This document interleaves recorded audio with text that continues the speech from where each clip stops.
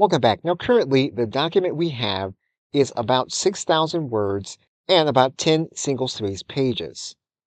And typically, what we would do is we would take one section at a time to do the entire rewrite of this transcript. However, what we want to do in this video is test the limits of Microsoft Copilot.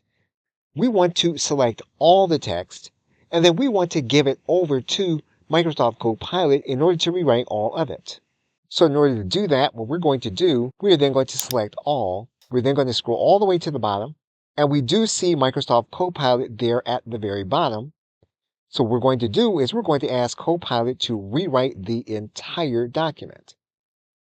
So we're going to stop the video here, and we're going to pick it up from Microsoft Copilot in its completed work.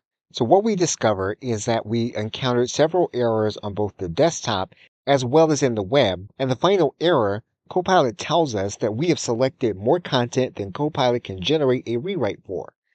So in order to continue forward, we would have to select less content than the 6,500 words and the 10 pages.